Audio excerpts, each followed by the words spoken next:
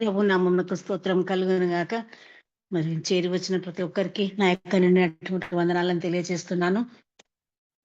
మరి నేటి దినాన మనము కీర్తనలు 52వ కీర్తనను మనము ధ్యానించుకుందాం. ఈ 52వ కీర్తనలో మొత్తంగా మనకు 9 వచనాలు మాత్రమే కనబడుతూ ఉన్నాయి. మరి ఈ యొక్క కీర్తనకు పైభాగంగా ఇంట్రడక్షన్‌గా మరి ఏ సందర్భంలో ఈ యొక్క కీర్తన రాయబడి ఉన్నదో మనకక్కడ తెలియజేయబడి ఉన్నది. ఏదోమీయుడైన దోయగు సౌలునొద్దకు వచ్చి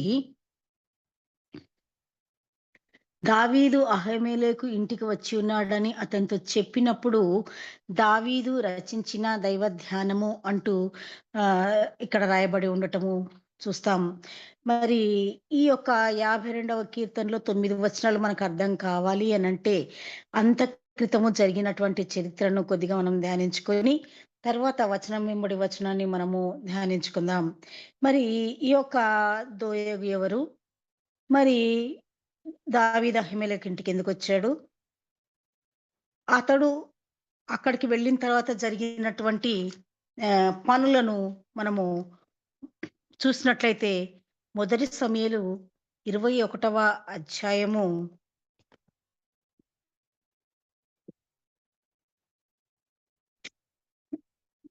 చూద్దాం ఒకసారి. మొదటి సమూయేలు గ్రంథము 21వ అధ్యాయము 1-6 వచనాల్లో ఈ యొక్క కీర్తనకు వెనుక జరిగినటువంటి విషయాలు ఇక్కడ మనకు కనబడతాయి. దావీదు నోబులో యాజకుడైన అహీమెలెకు నొద్దకు వచ్చెను. అయితే అహీమెలెకు దావీదు రాకకు భయపడి, నువ్వు ఒంటరిగా వచ్చితివేమని అతన్ని అడగగా, మరి ఇక్కడ దావీదు నోబులో ఉన్నటువంటి అహీమెలెకు ఇంటికి వచ్చాడు. ఎందుకు వచ్చాడు అనంటే, మనం 20వ అధ్యాయంలో మనకి ఎందుకు వచ్చేదో కనబడుతది. అక్కడ సౌలు అతన్ని చంపడానికని ప్రయత్నిస్తూ ఉన్నాడు. మరి సౌలు తన కుమార్తె అయిన మీకాల్‌ని ఇచ్చి దావీదుకి వివాహం జరిపించాడు. కానీ అయినా గాని మరి అల్లుడైనా గాని దావీదును చంపాలన్నటువంటి ఒక ద్వేషపు బుద్ధిని కలిగి ఉన్నాడు. మరి ఈ విషయము యోనాతాను మరి అతనికి చక్కగా వివరించి చెప్పాడు. అవును, మరి నీకు మా నాన్న నుంచి ప్రాణాపాయం ఉన్నది కాబట్టి నువ్వు ఇక్కడి నుంచి వెళ్ళిపో అని వాళ్ళిద్దరి మధ్యలో, మరి యోనాతాను దావీదు మధ్యలో చక్కటి స్నేహం ఉంది. మంచి వాళ్ళు ఒక ప్రమాణం చేసుకొని అక్కడి నుంచి ఆయనను వెళ్ళిపోమని చెప్పినప్పుడు, దావీదు ఎటు పోవాలో తెలియక మరి ఆయన ఉన్నటువంటి గిబియా ప్రాంతం నుంచి నోబుకు 2 కిలోమీటర్ల దూరం ఉంది కాబట్టి మరి నోబుకు వచ్చాడు. మరి నోబులో అందరూ యాజకులు ఉండేటువంటి ప్రాంతం అన్నమాట అది. మరి ఆ ప్రాంతంలో మరి అహీమెలెకు ఉండటం వలన అక్కడికొచ్చాడు. మరి అక్కడికొచ్చినప్పుడు మరి అహీమెలెకు కూడా భయపడిపోయాడు. ఎందుకంటే వీళ్ళిద్దరి మధ్యలో ఉన్నటువంటి విద్వేషము మరి అహీమెలెకు గ్రహించి ఉండవచ్చు, తెలిసి ఉండవచ్చును. కాబట్టి ఒంటరిగా వచ్చావేంటి అని అడిగాడు. మరి దానికి దావీదు కూడా, మరి నాకు కొంచెం పని ఉంది. మరి నా పని వాళ్ళంతాను కూడా వేరే దగ్గర పెట్టొచ్చాను. నాకు మాత్రం చాలా ఆకలిగా ఉంది అంటాడు. 4వ వచనంలో నాకు చాలా ఆకలిగా ఉంది. నీ దగ్గర తినడానికి ఏమైనా ఉన్నాయా? ఇక్కడ సంభాషణ జరుగుతున్నది ఒక విధంగా ఉన్నది. మనం ఈ విషయాన్ని బాగా గ్రహించాలి. అంటే నా దగ్గర పెద్దగా లేవు గానీ 4వ వచనంలో సాధారణమైన రొట్టె నా యొద్ద లేదు. కానీ దేవుని ఏం సముఖంలో పెట్టబడినటువంటి రొట్టెలు మాత్రమే ఉన్నాయి. వాటిని నువ్వు తీసుకో అని ఈ రకమైనటువంటి డిస్కషన్ అక్కడ జరుగుతా ఉన్నది. మరి యెహోవా సన్నిధి నుండి తీసివేయబడిన సన్నిధి రొట్టెలు మరి అతనికి ఇచ్చాడు. మరి ఆ రొట్టెలు ప్రతిష్ఠితమైన రొట్టెలు, అవి యాజకులు మాత్రమే తినాలి వాస్తవానికి. కానీ మరి దావీదు ఆకలిగా ఉండటంతో మరి అహీమెలెకు అతనికి ఆ రొట్టెల్ని అందియడం జరుగుతుంది. తర్వాత ఆయన మళ్ళీ గూడా, నేను ఏమీ ఆయుధాలు లేకుండా వచ్చాను. నీ దగ్గర ఏదైనా ఆయుధం ఉందా అని అడుగుతాడనమాట. ఏది 8దో వచనంలో, 21 అధ్యాయం మొదటి సమూయేలు 8దో వచనంలో, మరి అంటే నా ఖడ్గమైనను ఆయుధములను నేను తేలేదు. ఇక్కడ నీ యొద్ద ఖడ్గమైనను ఈటైనను ఉన్నదా అని దావీదు అహీమెలెకును అడగగా, యాజకుడు, ఏలా లోయలను చంపిన గొల్యాతు అనే ఫిలిష్తీయుని ఖడ్గమున్నది. ఇదిగో బట్టతో చుట్టబడి ఎఫోదు వెనుక ఉన్నది. అది తప్ప ఇక్కడ మరి ఏ ఖడ్గమును లేదు అని అహీమెలెకు చెప్పి అతనికి ఆ ఖడ్గాన్ని ఇచ్చాడు. ఎప్పుడు మన గొల్యాతుని చంపినప్పుడు ఆయన అది వాడలేదు. కానీ ఇప్పుడు మాత్రం ఆయనకు అవసరమై మరి తీసుకున్నాడు. ఇది అక్కడ జరిగినటువంటి సంభాషణ, అక్కడ జరిగినటువంటి మాటలు. అయితే ఈ మాటలు మాట్లాడుతూ వీళ్ళు చేస్తున్నప్పుడు అక్కడ ఒక వ్యక్తి మనకు కనబడతాడు 10వ వచనంలో.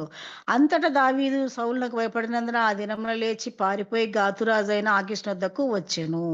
అయితే ఈ అక్కడ గూడా ఆయనకు సేఫ్టీ లేదనిపిచ్చింది. అక్కడి నుంచి పారిపోయిండు. మళ్ళా అక్కడి నుంచి గాతుకొచ్చిండు. అక్కడ గూడా మళ్ళా ఆకీష్ రాజు గుర్తుపట్టడం వలన అక్కడి నుంచి గూడా ఆయన బయలుదేరి తర్వాత అదుల్లాంకి రావడము. ఆయన ప్రాణాపాయ స్థితి నుంచి ఎట్లా తప్పించుకోవాలనేటువంటి ప్రయత్నాల్లోనే దావీదు ఉన్నాడు. కానీ అక్కడ ఒక దుర్మార్గుడైనటువంటి వ్యక్తి ఆ యొక్క వాళ్ళ మాటల్ని అక్కడికి రావడాన్ని మరి అక్కడ ఒక వ్యక్తి గమనిస్తూ ఉన్నాడనమాట. అయితే ఆ వ్యక్తి ఎవరంటే దోయగు. దోయగు అనే వ్యక్తి ఇక్కడ నిలబడి ఇవన్నీ గూడా చూస్తున్నాడు. ఈ సంభాషణ అయితే వినలేదు. అయితే కొన్ని రోజులయిపోయింది. మరి ఈయన ఈ ఈయనెవరు దోయగు అనంటే, ఈ సౌలు దగ్గర ఉండి మరి ఆయన గార్దబములను, పశువులను ఉంటాయి గదా! ఆ పశువులను కాయుటకు ఉన్నటువంటి మరి అధికారి అన్నమాట. ఆ పశువుల కాపర్లకందరికి గూడా అధికారిగా ఉన్నటువంటి వ్యక్తి ఈ యొక్క దోయగు. మరి ఆ దోయగు ఇవన్నీ చూసాడు. కానీ సౌలుకు ఆ సమయంలో చెప్పలేదు. చెప్పలేదు గానీ తర్వాత ఏమైపోయిందంటే మళ్ళీ కొన్ని రోజులకు ఆహ్, సౌలు మరి తన దగ్గరున్నటువంటి అందరిని పిలిచి మరి ఒక డిస్కషన్‌ను పెట్టాడు. "మీకు ఈ విషయం తెలుసా? నా కుమారుడైనటువంటి యోనాతాను దావీదుతో స్నేహంగా ఉండటము, మరి ఆయనతో కలిసిపోయిన విషయం మీరందరూ ఇప్పుడు చూసారు గదా! నాకెందుకు మీరంతా గూడా చెప్పలేదు" అంటూ ఒక అడిగాడనమాట.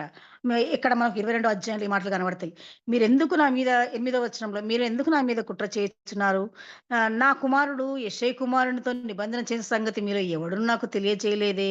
నేడు జరుగుచున్నట్లు నాకు పొంచి ఉండునట్లుగా నా కుమారుడు నా సేవకుని పురికొల్పినను నా నిమిత్తం మీలో ఎవనికిని చింత లేదే అంటూ ఇట్లా అడిగిండు. ఇక్కడ జరుగుతున్నటువంటి సంభాషణ సౌలు తన కుమారుడు యోనాతాను గురించి ప్రశ్నిస్తుంటే, అసందర్భంగా అక్కడ అవసరం లేకపోయినా 9వ వచనంలో దోయగు కల్పించుకుంటాడనమాట. కల్పించుకొని ఏమంటుండంటే ఇక్కడ చూద్దాము. అప్పుడు ఎదోమీయుడగు దోయగు సౌలు సేవకుల దగ్గర నిలిచి ఉండి యెషయి కుమారుడు పారిపోయి నోబులోని అహీటూబు కుమారుడైన అహిమెలెకు దగ్గరకు రాగా నేను చూచి తిని అంటున్నాడు. చూసాడు. తర్వాత 10వ వచనంలో ఇంకో మాట అహిమెలెకు అతని పక్షంగా యెహోవా యొద్ద విచారణ చేసి ఆహారమును ఫిలిష్తీయుడైన గొల్యాతు ఖడ్గమును అతనికిచ్చెనని చెప్పగా అయితే ఈయన చూసాడు. చూసిన విషయాల్లో ఆయన రొట్టె తీసుకోవడము నేను జూసాను. తర్వాత గొల్యాతు ఖడ్గం ఇవ్వటం నేను జూసాను. అంటూ ఆ ముందుకే పగతో రగిలిపోతున్నటువంటి సౌలును ఇంకా రెచ్చగొడుతూ మరి అసందర్భంగా ఈ యొక్క దావీదు మీద ఇంకా 2 మాటలు ఎక్కువగా చెప్పాడు. అప్పుడు ఈ యొక్క ఆహ్, సౌలు ఏం చేస్తాడంటే ఈ అహిమెలెకును పిలిపిస్తాడనమాట. మన 11వ వచనంలో అహిమెలెకును నోబులోనున్న అతని తండ్రి ఇంటి వారైన యాజకులందరిని పిలువనంపించెను. ఇక్కడికొచ్చినప్పుడు సౌలు అడుగుతాడనమాట. ఏంటి మీరు నాకు వ్యతిరేకంగా ఉన్నటువంటి దావీదుకు నువ్వు సహాయం చేయడం ఏంది అనన్నప్పుడు, మరి ఆయన చాలా మంచి మాటలే ఆహ్, ఆహ్, చెప్తాడనమాట. "నువ్వు యెషయి కుమారునికి ఆహారాన్ని, ఖడ్గాన్ని ఇచ్చి అతని పక్షంన నువ్వు ఆహ్, ఉన్ ఉన్నావా?" అని అడిగినప్పుడు మరి ఆయన చాలా 22వ అధ్యాయం 14వ వచనంలో మొదటి సమూయేలు గ్రంథంలో "రాజా నీకు అల్లుడై ఉన్నాడు, నమ్మకస్తుడు, ఆలోచనకర్త, నీ నగరంలో ఘనత వహించిన వాడు దావీదు. అటువంటి సేవకులు ఎవడున్నాడయ్యా? అతని పక్షంగా నేను దేవుని యొద్ద విచారణ చేయటానికి నేను నేను అతనికి ఇవ్వడంలో తప్పేముందన్నట్టుగా ఈయన దావీదు పక్షంగా కొంత మాట్లాడతాడు. కానీ సౌలుకు ఆ మాటలన్నీ గూడా రుచించవనమాట. కాబట్టి ఆయన ఏం చేస్తాడంటే, మీరు సపోర్ట్ చేశారు గాబట్టి దావీదుకి, నీ దగ్గరకొచ్చినప్పుడు ఎలాంటి ఇంటిమేషన్ నాకివ్వలేదు. నువ్వెలాంటి సమాచారం నాకు అందించలేదు కాబట్టి, నేను ఈ యొక్క యాజకులందరిని చంపిస్తానని చెప్తాడనమాట సౌలు. మరి అహిమెలెకు 16 వచనంలో అహిమెలెకు నీకును, నీ తండ్రి ఇంటి వారికందరికి నీ మరణము నిశ్చయమని చెప్పి, యెహోవా యాజకులకు వీరు దావీదుతో కలిసినందున, అతడు పారిపోయిన సంగతి తెలిసియు నాకు తెలియచేయకపోయినందున, మీరు వారి మీద పడి చంపుడని తన చుట్టూ నిలిచి ఉన్న కావలి వారికి ఆజ్ఞ ఇచ్చెను. 17వ వచనంలో. మరి ఈ యొక్క రాజసేవకులు ఏం చేస్తారంటే చంపడానికి ఇష్టపడరు. ఎందుకంటే వాళ్ళు ఎఫోదు ధరించినటువంటి దేవుని పరిచర్య చేయి పాస్టర్‌లు, వాళ్ళు యాజకులు. వాళ్ళని చంపకూడదనేసి వాళ్ళందరూ గూడా వెనకాడతారు. ఎవ్వరు గూడా చంపడానికి ముందుకు పోరు. ఇక్కడ మనకు 17వ వచనం చివర్లో కనబడుతది. యెహోవా యాజకులను హతము చేయనొల్లకయుండగా అంటారు. వాళ్ళ సేవకులు చంపడానికి ఇష్టపడడు. కానీ ఈ యొక్క దోయకు సౌలు చెప్తాడన్నమాట. "పోయి నువ్వు వాళ్ళందరినీ చంపేయి. ఆ యొక్క నోబు పట్టణంలో ఉన్నటువంటి యాజకులందరిని చంపేయి. వాళ్ళ పిల్లలందరిని చంపేయి. వాళ్ళ భార్యలందరిని చంపేయి. వాళ్ళకున్న పశువులన్నిటిని చంపేసేయి. అందరిని చంపమన్నప్పుడు ఈయన పెద్ద శూరుడుగా, వీరుడుగా రాజు తనకు చెప్పిందే తడవుగా అదొక పెద్ద ఆజ్ఞగా ఆయన చేసి మరి అనుకోని అక్కడికి వెళ్ళి నోబుకి వెళ్ళి అక్కడున్నటువంటి యాజకులందరిని చంపేసాడు. ఎంతమందిని చంపుతాడంటే 85 మంది యాజకులనక్కడ హతమారుస్తాడు. మరి అక్కడ మనము ఇంకా 9వ వచనంలో 22వ అధ్యాయం 9వ వచనంలో చూసినట్లయితే అతడు, అతడు అంటే మనకు ఇక్కడ ఏదోమిడ నుండి దోయగనమాట. అతడు యాజకుల పట్టణమైన నోబు కాపురస్తులను పట్టణస్థులను కాపురస్తులను కత్తివాత హతము చేసెను. మగవారినేమి, ఆడవారినేమి, బాలురనేమి, పసిపిల్లలనేమి, ఎడ్లనేమి, గార్ధబములనేమి, గొర్రెలనేమి అన్నిటిని కత్తివాత చేత హతము చేసెను. అయితే ఇంత మారణకాండ అతడు తన నోటి ద్వారా జరిగించాడు. అతను అసందర్భంగా అక్కడ లేని విషయాలను మరి అబద్ధ సాక్ష్యాన్ని చెప్పడం ద్వారా మరి వచ్చిన సందర్భం దావీదుది వేరు. ఈయన చెప్పే సంగతి వేరు. అయితే ఈ యొక్క మారణ కాండలో మరి అహిమెలెకు కూడా మరణం అయిపోయాడు. అతని కుమారుడైనటువంటి అబ్యాతార్ అనే ఒక్కడు తప్పించుకొని దావీదు వద్దకు వచ్చి చేరుతాడనమాట. వచ్చి "అయ్యా ఇంత పెద్ద మారణకాండ జరిగింది. ఇంతమంది మరణించారు. ఇంతగా నష్టం జరిగింది" అని చెప్పినప్పుడు దావీదు మహారాజు మరి ఏదో మీడైనటువంటి ఆలోచన చేసుకుంటే ఆ రోజు అవును, నేను సౌలు దగ్గరికి వెళ్ళినప్పుడు అక్కడ దోయగు ఉన్నాడు. 22వ వచనంలో మనం గమనిస్తే దావీదు ఆ దినమున ఏదో మీడైన దోయగు అక్కడ ఉన్నందున వాడు సౌలునకు నిశ్చయంగా సంగతి తెలుపునని నేను అనుకుంటుని. నీ తండ్రి ఇంటి వారికందరికి నీ మరణం రప్పించుటకు నేను కారకుడనైతిని. ఇక్కడ బాధ్యత వహిస్తున్నాడు. ఈ మారణకాండకు నేనే బాధ్యుడనంటూ నీవు భయపడక నా యొద్ద ఉండుము. నా యొద్ద నువ్వు భద్రంగా ఉందువు. నా ప్రాణం తీయ చూచువాడును, నీ ప్రాణం తీయ చూచువాడును ఒకడే అని అబ్యాతారుతో చెప్పాను. మరి ఇక్కడ ఈ యొక్క మారణకాండకు తను బాధ్యత వహిస్తూ దావీదు మహారాజు మరి ఈ అహిమెలెకు కుమారుని తన దగ్గరనే ఉంచుకున్నాడు. నిజంగా తాను ఉన్నటువంటి పరిస్థితులే మరి పారిపోయి ఎక్కడెక్కడనో సంచరిస్తూ ఉన్నటువంటి సమయంలో కూడా తాను ఇంకొకరికి ఆశ్రయం ఇచ్చేటువంటి వాడిగా మనకు దావీదు కనబడుతున్నాడు. ఆ సందర్భంలో అక్కడ జరిగిన మారణకాండకు మరి ఏ బాధ తప్తమైనటువంటి హృదయముతో ఈ యొక్క కీర్తన ఇక్కడ రాయబడి ఉన్నది. మరి ఈ యొక్క కీర్తనలోని మరి మొదటి వచనాన్ని మనము గమనించుకుందాం. మరి శూరుడా, చేసిన కీడును బట్టి నీవెందుకు అతిశయపడుచున్నావు? దేవుని కృప నిత్యముండును. శూరుడా అంటున్నాడు. నిజంగానే మరి ఈ యొక్క దోయగు ఎవరు అనంటే ఏదోమీయుడు అంటూ మనం మొట్టమొదటిగానే ఇక్కడ చూస్తున్నాం. ఏదోమీయుడు అనంటే మనము ఆహ్, ఇస్సాకు యొక్క కుమారులు ఏశావు, యాకోబులు ఉన్నారు గదా! యాకోబు సంతానం అంతా ఇశ్రాయేల్ సంతానం అయితే మరి ఏశావు సంతానం వాళ్ళు ఏదోమీయులు. ఏదోమీయులకు మరి ఏదోమీయులకును మరి ఇశ్రాయేలీయులకును ఎప్పుడు గూడా మరి దాయాదులే వీళ్ళు అన్నదమ్ముల పిల్లలే కానీ ఎప్పుడు గూడా వీళ్ళు ఆహ్, ఒకటిగా ఉండలేదు. ఎప్పుడు గూడా వీళ్ళకు ఇద్దరి మధ్యలో మరి ద్వేషాలే కనబడతా ఉన్నాయి. మరి చాలా సార్లు వీళ్ళ మధ్యలో గొడవలు గూడా జరిగాయి గదా! ఇశ్రాయేలీయులు అప్పుడు ఐగుప్తు నుంచి కానాను ప్రయాణమే వస్తున్నప్పుడైతే వాళ్ళ భూభాగం నుండి పోవడానికి గూడా ఆ దినాల్లో ఏదో దేశం గుండా ప్రయాణం రావాల్సొచ్చిందనమాట కనానుకు. అప్పుడు దారి ఇవ్వడానికి గూడా ఇష్టపడలేదు. అంత మాత్రమే కాదు మంచినీళ్ళు గూడా ఇవ్వలేదనమాట. అంతటి క్రూరమైనటువంటి జాతి ఈ యొక్క ఏదోం జాతి. మరి వీళ్ళకు ఏమాత్రం జాలి, కనికరము, దయ అనేటువంటివి డిక్షనరీలో ఎతికితే గూడా మనకు దొరకవు. మరి ఈ యొక్క చరిత్రలో 85 మంది యాజకులను చంపినటువంటి ఏ శూరుడుగా ఇతను నిలబడిపోయాడు.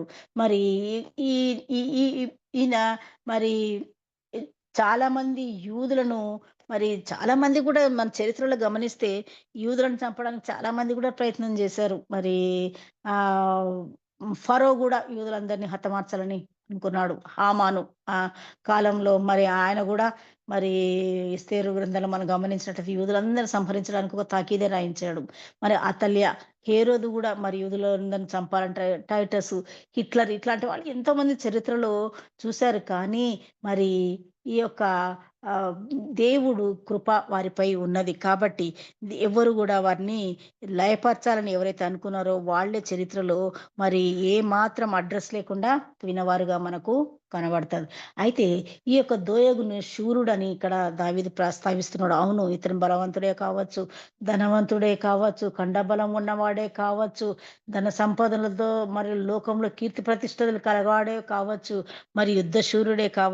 కానీ ఈయన చేసినటువంటి పని కీడుతో కూడినటువంటి శూరత్వాన్ని తను సంపాదించుకున్నట్టుగా మనకు కనబడుతున్నది. రెండవ వచనంలో మనం చూసినట్లయితే, మోసం చేయువాడా, వాడిగల మంగలి కత్తి వలె నీ నాలుక నాశనము చేయనుద్దేశించుచున్నది. ఈ యొక్క శూరుడు చేసినటువంటి కార్యం ఏంది అనంటే, ఆయన మంగలి కత్తి వలె తన నాలుకను పదును పెట్టి, ఆ నాలుక ద్వారా నాశనాన్ని తెచ్చినటువంటి వీరుడుగా, శూరుడుగా ఇతను మనకు చరిత్రలో కనబడతా ఉన్నాడు. మే మన మూడవ వచనంలో, మేలు చేయుట కంటే నీతి పలుకుట కంటే అబద్ధం చెప్పుట నీకిష్టము. దావీదు ఎంత క్లియర్‌గా చెప్తున్నాడు గదా! ఒక మేలు కోసం నువ్వు మాట్లాడితే బాగుండేది. కానీ నువ్వు కీడు జేయడానికనేసి ఈ పలుకుల్ని పలికావు. నేను అహిమెలెకుతో ఉండడాన్ని నువ్వు చూసి చెప్పావు. కానీ అక్కడ జరిగినటువంటి సంభాషణ తెలవదు. అక్కడున్నటువంటి పరిస్థితులు నీకు తెలియదు. చాలామంది ఏం చూడరు గానీ, ఏదో చూసినట్టుగానే చెప్పేస్తారు. ఏం తెలియదు గానీ, తెలిసినట్టుగానే చెప్తారు. అలాంటి ఏ హ్మ్, ఆహ్, ఈ భయంకరమైనటువంటి నాలుక కలవాడుగా మరి ఈ యొక్క ఏదో మీడినటువంటి దోయాగు మనకు కనబడుతున్నాడు. 4 వచనంలో ఎంత మాట అంటాడంటే, కపటమైన నాలుక గలవాడా. కపటమైన నాలుక నిజంగా నాలుకలు ఎంత భయంకరంగా ఉంటాయంటే, ఈ దోయగు మాట్లాడిన మాటల ద్వారా సౌలు యొక్క మనసుని మార్చేశాడు. సౌలు చింత చేస్తూ బాధపడుతున్నటువంటి విషయమేమో ఒక విషయం అక్కడ. తన కుమారుని గురించి మాట్లాడుతుంటే అప్రస్తుతమైనటువంటి విషయాన్ని, దావీదుని నేను చూశానని ఒక అబద్ధ సాక్ష్యాన్ని చెప్పి, అబద్ధమైనటువంటి మాటల్ని చెప్పి ఒక పాపాన్ని కొని తెచ్చుకున్నాడు. బైబిల్‌లో చాలా రకాలైనటువంటి నాలుకలు మనకు కనబడతాయి కదా! మంగలి కత్తి వంటి నాలుక అంటున్నాడిక్కడ. మరి కపటమైన నాలుక అంటాడు. అబద్ధమైన నాలుక అంటున్నాడు. అగ్ని వంటి నాలుకలు. నిజంగా మరణకరమైనటువంటి విషంతో కూడినటువంటి నాలుకను ఈ యొక్క ఏదోమీయుడైనటువంటి దోయగు కలిగి ఉన్నట్టుగా మనము కనబడతా ఉన్నది. మరి నిజంగా దావీదు నిజంగమైనటువంటి బలమైనటువంటి శూరుడు. దావీదు ఏం జేసినా అది ఆహ్, ఆహ్, అప్ అది న్యాయయుక్తంగా ఉన్నప్పుడు మాత్రమే దాన్ని చేసేవాడు. మరి చిన్నప్పటి నుంచి గూడా అలాంటి నేచర్‌ని కలిగి ఉన్నటువంటి వ్యక్తి ఎప్పుడు గూడా తాను అన్యాయంగా పోయే వ్యక్తి కాడు. మరి ఇక్కడ ఈ అన్యాయాన్ని ఎదుర్కోవాల్సి వచ్చింది. మరి నిజంగా చిన్నప్పుడే చూసినట్టయితే యుక్త వయసులో ఉన్నప్పుడే మరి గొల్యాత్ అయితే ఒక శూరుడిని ఎదుర్కొన్నటువంటి బాలుడు అక్కడ. మరి బాల్యంలోనే దావీదు మరి యెహోవాను ఆశ్రయించి స్థిరంగా నిలబడ్డవాడు. మొదటి సమూయేలు 17వ అధ్యాయం 33వ వచనంలో మనం గమనించినట్లయితే సౌలు దావీదుతో మరి ఫిలిష్తీయుడైనటువంటి ఈ యొక్క గొల్యాతును గురించి మాట్లాడుతూ ఏమంటాడంటే, "నువ్వు వాడిని ఎదుర్కోటానికి ఆయన బలానికి నువ్వు సరిపోవు. ఎందుకంటే ఆ యొక్క గొల్యాతు యుద్ధాభ్యాసం చేసి ఉన్నాడు. కాబట్టి నువ్వు ఆయనతో ఎదుర్కోలేవని" చెప్పినప్పుడు మంచి సాక్ష్యం చెప్పాడు గొల్యాతుని గురించి. కానీ ఆయన మాత్రము వినలేదు. దావీదు హృదయం దేవుణ్ణి ఆశ్రయించి స్థిరంగా ఉంది. వెనకడుగు వేయలేదు. గొల్యాతుపై ఆ తర్వాత చంపి విజయాన్ని సాధించాడు. భక్తిలో శక్తి కలిగినటువంటి వాడు దావీదు. దావీదు మరి ఇక్కడ మనం గమనించినట్లయితే ఐదో వచ్చినప్పుడు, "కావున దేవుడు సదాకాలము నిన్ను అణగగొట్టును" అంటాడు దోయగుని గురించి. "నిన్ను పట్టుకొని ఆయన నీ గుడారంలో నుండి నిన్ను పెళ్లగించును. సజీవుల దేశంలో నుండి నిన్ను నిర్మూలము చేయును." మరి దావీదు చాలా కలిగినటువంటి హృదయం కలిగి ఉన్నాడు కాబట్టి, ఇక్కడ ఆయనను గురించి చెప్తున్నాడు. "నీవు అణగగొట్టబడతావు. తర్వాత నీవు పెళ్లగించబడతావు" అంటూ, తర్వాత నిర్మూలం చేయబడతావు అని అతని గురించి మాట్లాడుతున్నాడు. నిజమే. మరి దావీదు తను దేవుని తనకు మరి నే ముందుగా దేవునిపై ఆనుకొని ఏదైనా సరే పని చేసినప్పుడు ఎఫోదును ధరించి దేవుని యొద్ద విచారించి చేసినటువంటి వాడు. తన సొంత తెలివితో, సొంత జ్ఞానంతో చేసినటువంటి ఏ పనులు కూడా ఆయన చేసేవాడు కాదు.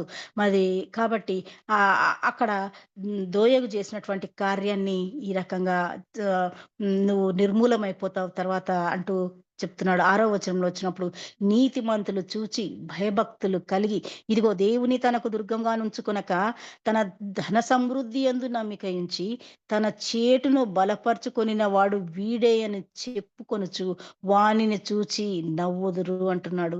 నీ జీవితంలో నువ్వు చేసినటువంటి ఈ పని ద్వారా నువ్వు ఒక నవ్వుల పాలయ్యావు తప్పిస్తే ఏమీ లేదు దొయగు అంటూ, నువ్వు ఏం నమ్ముకున్నావంటే, నీ యొక్క ధనాన్ని నమ్ముకున్నావు. నీ యొక్క బలాన్ని నమ్ముకున్నావు. తర్వాత నీ యొక్క ఒక మనిషిని నువ్వు ఇంప్రెస్ చేయాలనేసి, సౌలుని నువ్వు సంతోషపెట్టాలనుకున్నావు. దేవుడిని గాదు.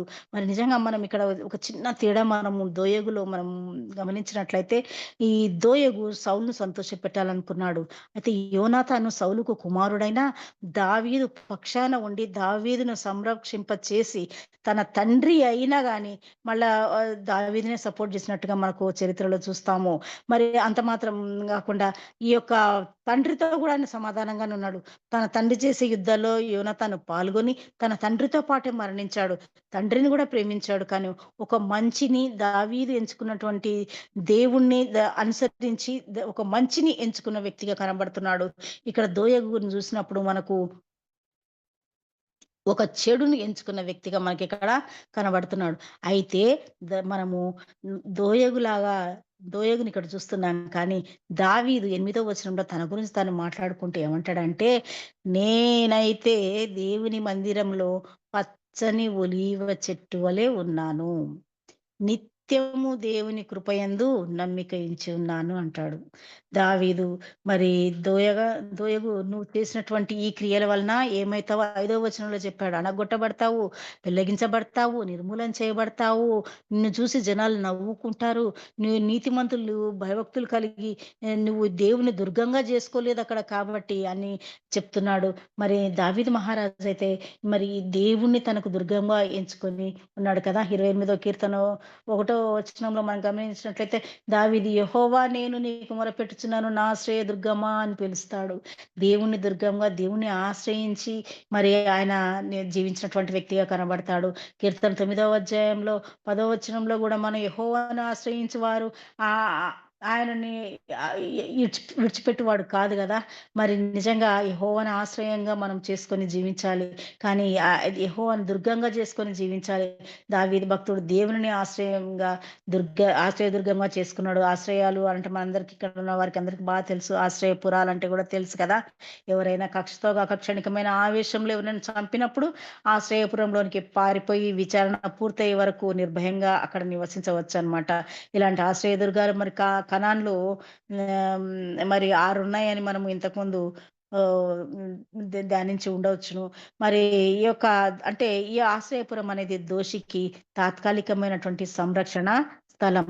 మరి మనము మన ప్రభువైన యేసయ్యను గమనించినట్లయితే మన జాతి అంతటి కొరకు ఏర్పాటు చేయబడినటువంటి ఆశ్రయదుర్గమై ఉన్నాడు. మానవులందరం గూడా పాపులమే. ఈ పాపులకు రావాల్సినటువంటి శిక్ష ఏందంటే మరణమే. మరి ప్రభువైన యేసయ్య తన శిలువ మరణం ద్వారా మన శిక్షను రద్దుపరిచాడు. మనం పరిపూర్ణ హృదయాలతో ఆయనను ఆశ్రయించినప్పుడు మరి ఆయన మనకు ఆశ్రయదుర్గంగా ఉంటాడు. మరి దావీదు మరి అబీమెలెకు దగ్గర ఉండి 34 అధ్యాయం 12వ వచనం చూస్తే వెర్రివాని వలె ప్రవర్తించాడు గదా! ఎప్పుడు ఈ యొక్క అబీమెలెకు ఇంటి నుంచి వచ్చిన తర్వాత ఆయన అక్క అహిమె అక్కడికి వెళ్తాడన్నమాట. ఎక్కడికి? ఆహ్, ఈ యొక్క 34వ కీర్తనలో మనం జూసినప్పుడు మరి ద దావీదు వెర్రివాని వలె ప్రవర్తిస్తా ఉంటాడు. మరి అప్పుడు ఆయన చెడ్డ మాటలు పలకకుండా నీ నాలుకను కపటమైన నా నాలుకను అంటూ 12వ వచనం 34వ అధ్యాయంలో రాస్తాడు. కపటమైన మాట పలకకుండా నా పెదవులను కాచుకుంటకు నాకు మా నువ్వు కాపాడు దేవా అంటూ ప్రార్థన జేస్తాడు. నిజంగా మనం మాట్లాడేటప్పుడు కపటమైన మాటలు మనకొస్తున్నాయా? మరి నిజంగా చెడ్డ మాటలు మనం పలకగలుగుతున్నామా? ఇతరుల గురించి అబద్ధాలు మాట్లాడుతున్నామా? ఒకసారి మనము పరీక్షించుకుందాం. అయితే ఇక్కడ మనము నేనైతే దేవుని మందిరంలో పచ్చని ఒలీవ చెట్టు వలె ఉన్నానంటాడు. ఈయన ఎట్లున్నాడంట అంటే ఆవరణంలో ఉండేటువంటి చెట్టులా లేడు. ఆవరణం గాదంట. ఇక్కడ ఎట్లున్నాడంటే దేవుని మందిరములోని మరి ఒలీవ చెట్టు వలె ఉన్నాను అంటున్నాడు.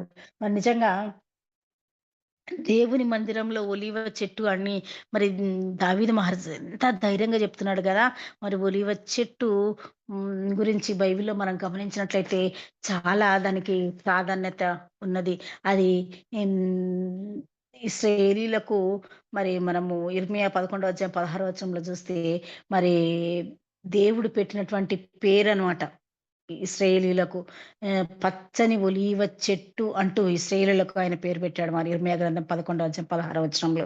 మరి ఈ ఈ ఈ ఆ రకంగా నేనున్నాను అంటాడు. ఆ ఒలీవ చెట్టు యొక్క ప్రాధాన్యత కొంచెం మాత్రమే మనం చూద్దాం. ఇది చాలా సౌందర్యం కలిగినటువంటి చెట్టు. మరి దీని యొక్క స్పెషాలిటీ ఏంటంటే ఇది దీర్ఘకాలం జీవిస్తదనమాట ఇది.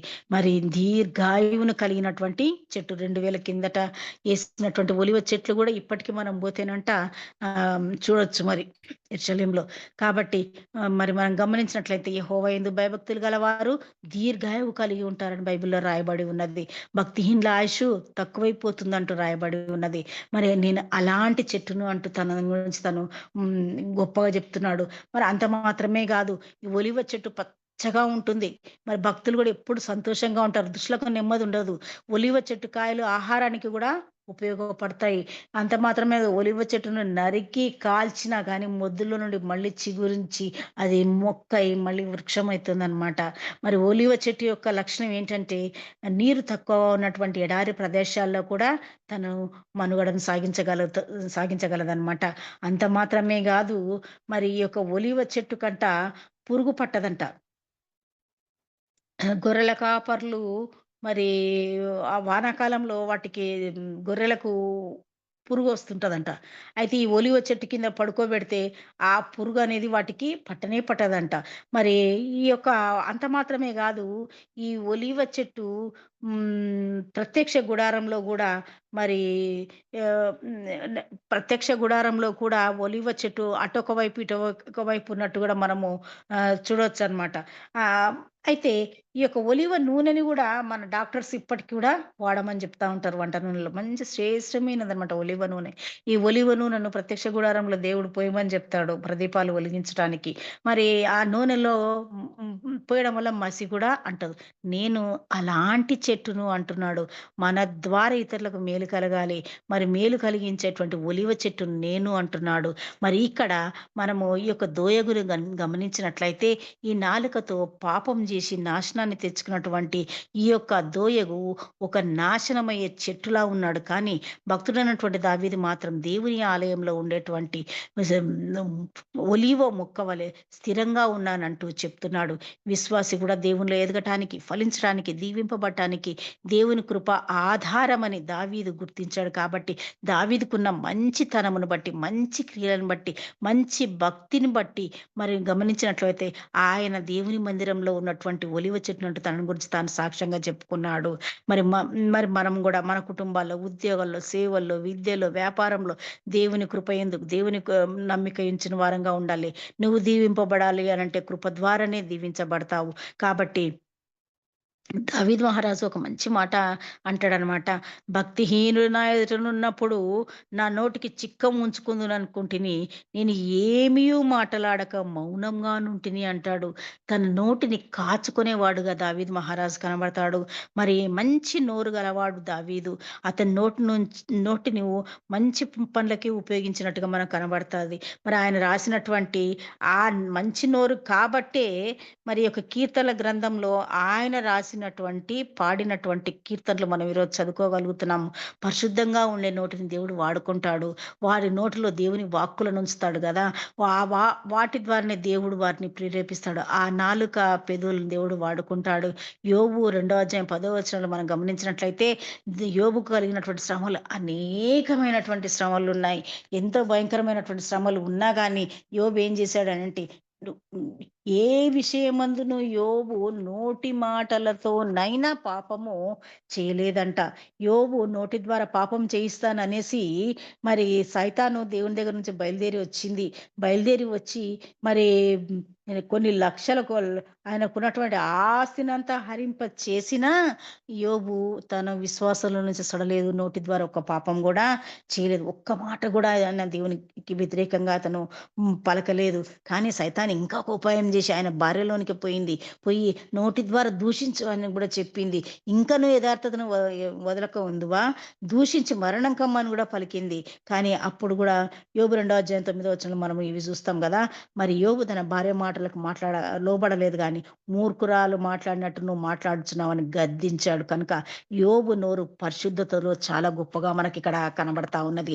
మరి ఇక్కడ గమనించినట్లయితే మరి యెహోవా యందు భయభక్తులు గల వారి చుట్టూ బల్ల చుట్టూ ఒలీవ మొక్కల వలె ఉందినంటూ కీర్తనలు 128వ అధ్యాయం 128 3లో మనకు కనబడతా ఉన్నది. అంటే ఈ ఒలీవ కర్ర కర్ర ఎక్కువ చెట్టు వలె దావీదు ఇక్కడ ఉన్నట్టుగా మనకు కనబడుతది. అంత మాత్రమే కాదు మరి నీవు దాన్ని నెరవేర్చితివి గనుక 9వ వచనంలో చివరిగా గనుక నేను నిత్యము నిన్ను స్తుతించెదను. నీ నామము నీ భక్తుల దృష్టికి ఉత్తమమైనది. నేను దాన్ని స్మరించి కనిపెట్టుచున్నాను. 9వ వచనంలో దేవుని స్తుతిస్తున్నాడు ఈ మాటలు చెప్పి. అయ్యా ఇది ఇది దోయగును గురించి రాసినటువంటి కీర్తన రాశాడు. ఇక్కడ తానెట్లున్నాడో చెప్పుకుంటున్నాడు. ఆ తర్వాత దేవుణ్ణి స్తుతించాడు. మరి నీతిమంతుడు దేవుని మందిరంలో నాటబడిన చెట్టు వలె ఉంటాడు. నిజమే. మరి యెహోవాను నమ్ముకొని వాడు జలముల యొద్ద నాటబడిన చెట్టు వలె ఉంటాడు. మరి వర్షం లేని సంవత్సరంలో కూడా చింతనొందడంటే ఇర్మియా భక్తుడు రాస్తాడు. నిజమైన విశ్వాసి నాటబడిన చెట్టుగా, ఫలమిచ్చే చెట్టుగా, పచ్చగా ఉండే చెట్టుగా, ప్రయోజనకరమైన చెట్టుగా ఉండాలి. దావీదు జీవితం నిజంగా పచ్చని ఒలివ చెట్టు వలె ఉన్నది. ఫలించిన వాడుగా, ఆశీర్వదించబడిన వాడుగా, అనేకులకు ఆశీర్వాదకరంగా ఉన్నాడు. అనేక విషయాల్లో మాదిరిగా ఉన్నాడు. దావీదు సంతానం ఆశీర్వదించబడింది. దావీదు మహా గొప్ప రాజు. యుద్ధ వీరుడు, మరి మహాభయంకరుడు, భక్తుడు, ప్రార్థనాపరుడు, దేవుని బహుగా స్తుతించిన వాడు. మరి నే నీవు నేను కూడా దావీదు వలె దేవుని మందిరంలో పచ్చని చెట్టు వలె ఉండాలి. దావీదు దేవుని నమ్మాడు. దేవుని ఆశ్రయంగా ఎంచుకున్నాడు. తన బలమును, ధనమును, సైన్యమును నమ్ముకోలేదు గాని నిత్యము దేవుని కృపయందు నమ్మిక ఉంచి ఉన్నాడు. దేవుని ఆశ్రయదుర్గంగా చేసుకొని ఉన్నాడు. మరి ఇక్కడ మనం ఇద్దరు వ్యక్తులను మనం చూస్తుంటున్నాం. దోయగును, మరి దావీదును. మరి మనం ఆ నోటి ద్వారా మరి మనము గూడా ఆహ్, మన నోటిని జాగ్రత్తగా ఉంచుకొని దావీదు వలె దేవుని మందిరంలో ఎల్లప్పుడూ మనం పచ్చని ఒలీవ చెట్టు వలె ఉందాము. నాశనకరమైన మాటలు మనం మాట్లాడు వారంగా కాక, దీవెనకరమైన మాటలను, ఆశీర్వాదకరమైన మాటలను మనం పలుకు వారంగా ఉందాము. దేవుడు అట్టి కృపను మనకందరికిని దయచేయును గాక.